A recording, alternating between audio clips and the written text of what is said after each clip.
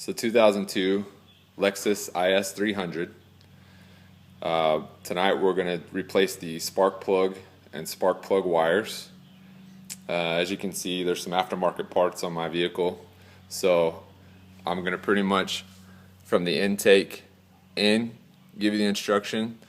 You're on your own for the stock intake box, but if you replaced it with the SRT intake or AEM, etc., and you can get to there, then from here on we'll give you the instruction.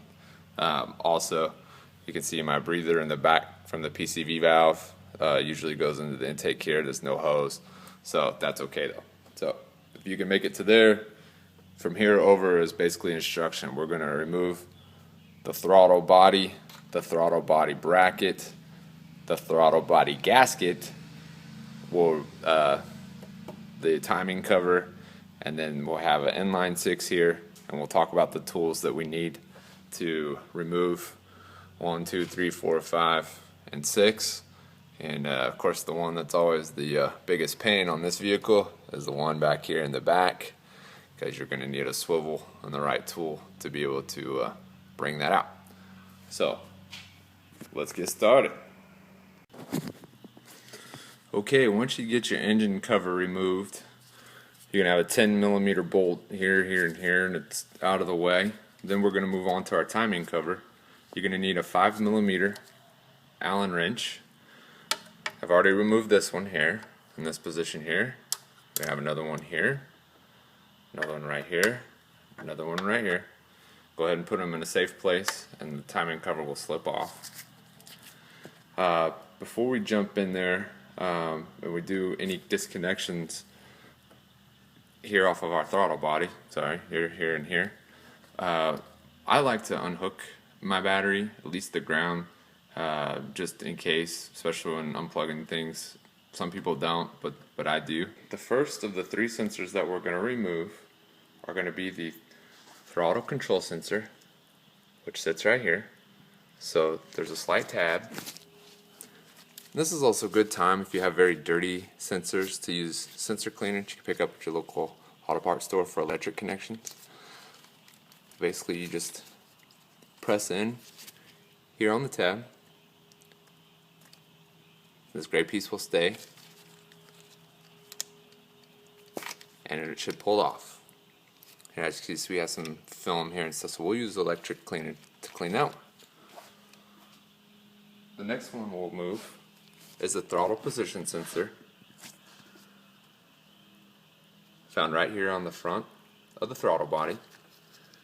It's black. We'll push in the tab. See if I pull some light on there. We're going to push this tab here. You don't want to break the tabs on here, so if you use a tool to press this in, like the pliers, just make sure you're careful and just give it light pressure. That should be enough to squeeze it down and pull straight out. Okay, our last sensor to remove is the accelerator position sensor, which is on the back of the throttle body right here. As you can see the clip. It's going to press in and pull straight back. The next step that I'm going to show you is how to remove the throttle cable that we can reassemble later the easy way. It's not very descriptive in other forms, so we're just going to show you and make it a little easier for you. I'll try to do this one-handed, so bear with me. What we want to do is we want to move the position from the plastic tab here on the left, where this hammer piece my fingers point into. You can just barely move the cable back,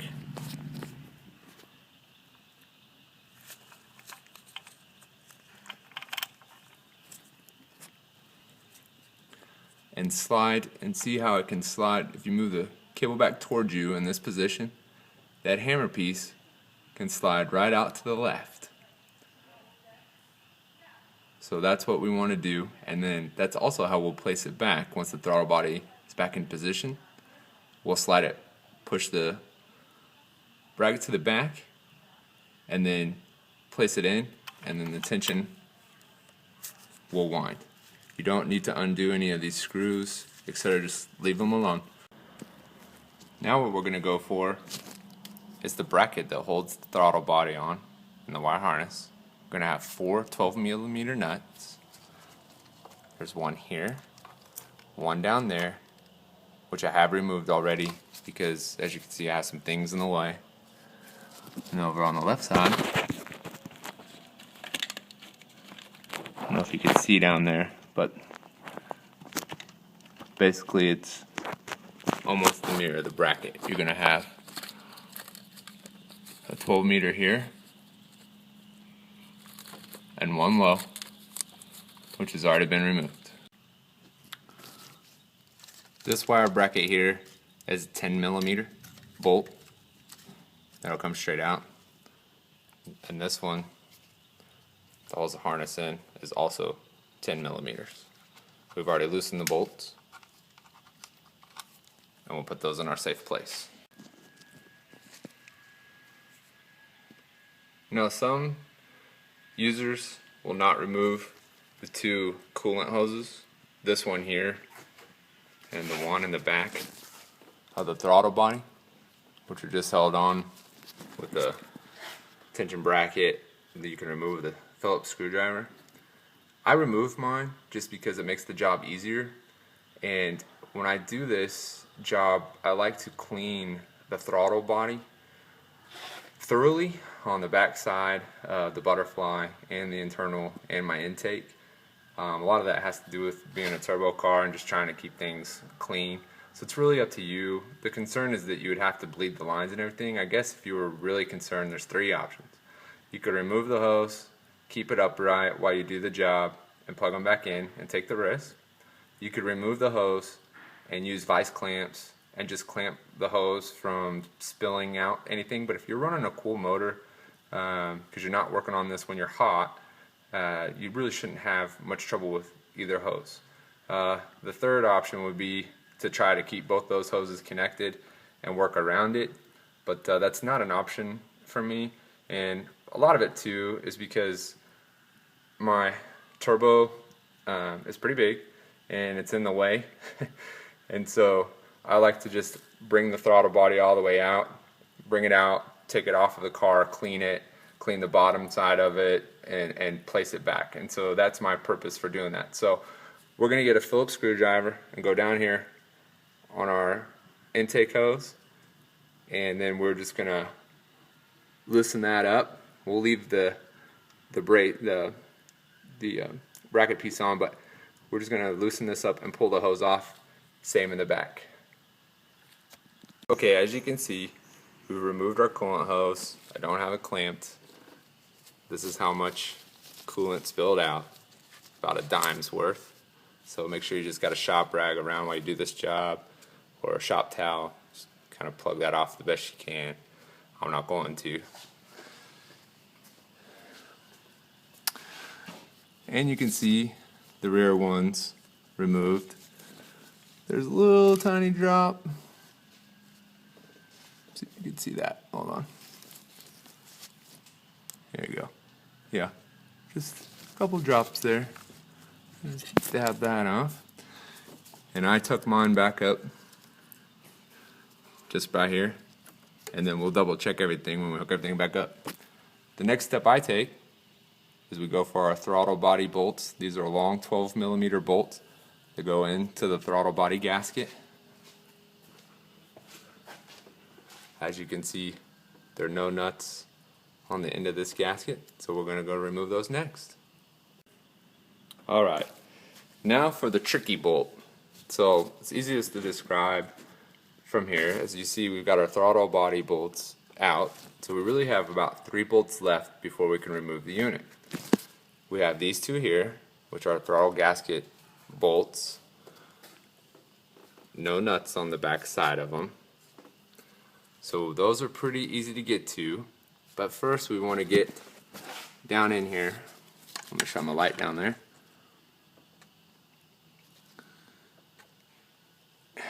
It's kind of hard to show, but just past this brass fitting,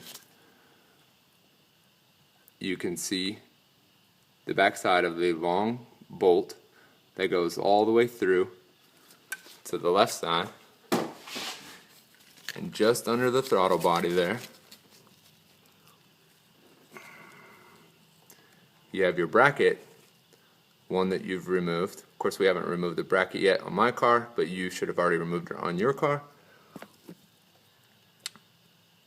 That long one right there is going to be a 12mm bolt that you're going to have to remove there. And sometimes you have to use pliers to hold the other side to get just the tension on the screw itself to get the 12mm bolt off of this side.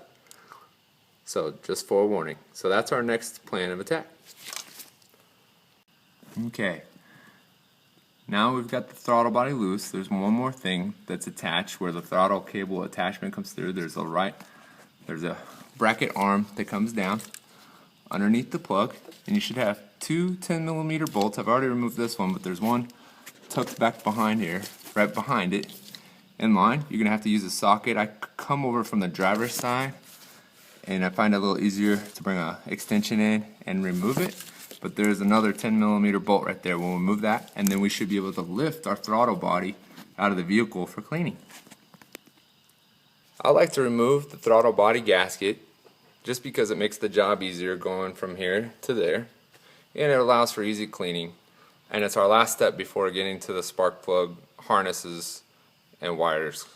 So go ahead and take your 12mm socket. You're going to have a bolt here, which I've already loosened up.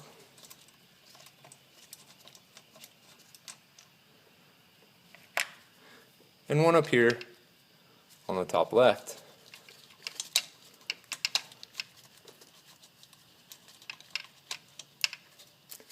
And go ahead and remove your gasket. Put your bolts in a safe place. Now that we have access to our plug wire harness, there's going to be 3 plugs. 1, 2, and 3.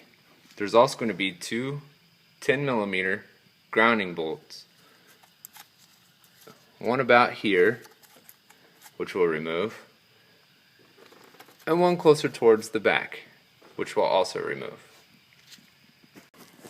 As you can see, now that we moved the harness to the side, there's no reason to unplug it or anything. It's going to come off your main harness line, but just set it to the side. And you can see where your grounding plug is there for the screw that you just removed. Your 3 plugs. It's a good time to clean the contacts if they're really dirty with the proper cleaner. But the important thing is, for a spark plug job, now we have access to all 6 spark plugs, but we have one more step. The igniter coils are screwed in by 10mm bolts. So we have one here that we need to attack first, one here, and one here. Once that's done, we can start with the spark plug wires. Okay, so now that we removed our bolts holding in our starter coils, we should be able to lift the boot plugs up straight up. You're going to have a very long one that goes to the back, you're going to have a very short one in the middle, and medium sized one that goes from the front to the back as well. So we'll just start from the front and work our way up. So just pull straight up. Same with the coil pack, straight up. Middle, straight up. Startup coil, straight up. Set them to the side.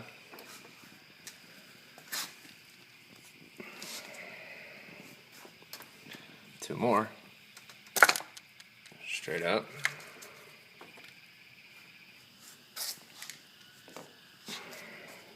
And our last one, straight up.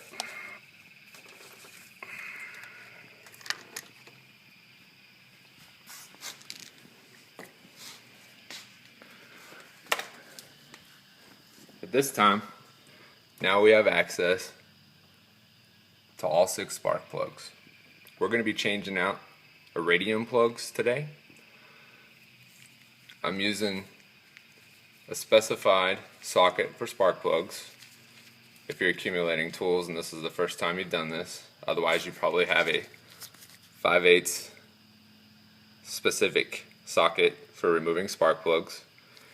And you're going to need a swivel attachment for that back one. As you can see, there's not a lot of clearance, so it's a big pain in the butt. It's probably the hardest part of the whole job, is one, getting there, and then you get there, and then this one's the one that's always the catch-22 for everyone. So what you need is your traditional socket attachments and extensions, but buy a swivel set at Lowe's or Home Depot, Menards, about 10 bucks, different sizes. I've got another one around here somewhere, but that'll allow you to get to that last one. And then we'll worry about gapping the plugs, etc. And today we are also going to replace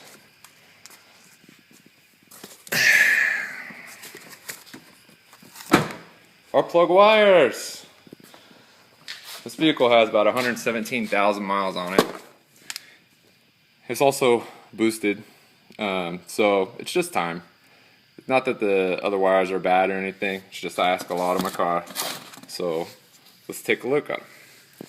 So here you have your plug wire, and it comes to here where you got the starter coil. So that's about where we're at, and I'll post the parts in the description for the plug wires.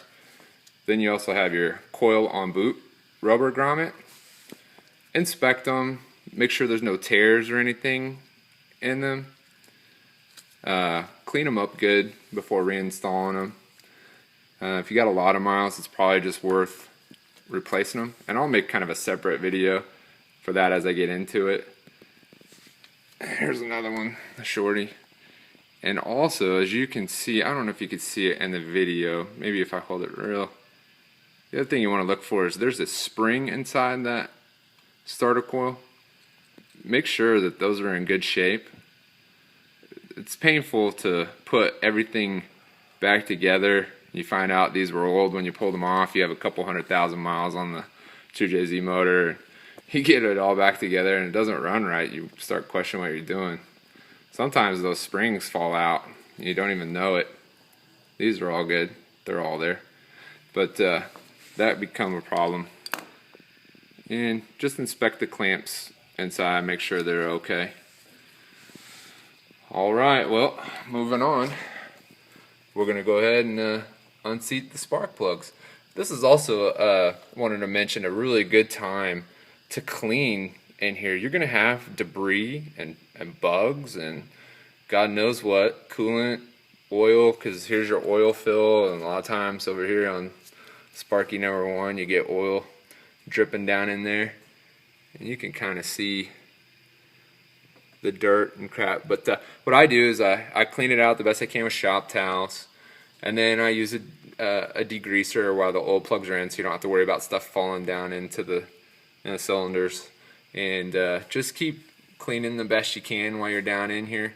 Good degreaser, I use Optimum 3-to-1. I wouldn't use gunk necessarily, but maybe like Simple Green, anything that'll help you break up dirt and grease and grime and oil, and just kind of clean it out and keep a good functioning vehicle down in there. And then a vacuum, like a shop vac, and just, you may even spend, if it's the first time you're doing it, a couple hours cleaning it, and then not that much time changing the plugs. But this is now or never, because you're not going to get to it when everything's back, as you can see. So alright, we'll be back in a little bit while I remove these, and we'll start talking about gap. Alright, so now we're ready to do our spark plug starter coil replacements. We're not going to replace this piece, just the coil on wires. So as you can see, you've got a boot at this end, and if you just take a flathead screwdriver and lift the tab right here. Okay, so once you have that, just slide it up out of the way, and you should be able to pull the wire off. Just like that. And then you'll just place your replacement wire. Make sure you slide your boot on, slide it on, clip, and then your coil on boot plug just plies right off, and you'll replace it. Even though the box looks incorrect, I got these from special order from Advanced Auto Parts. I don't think they stock these pieces.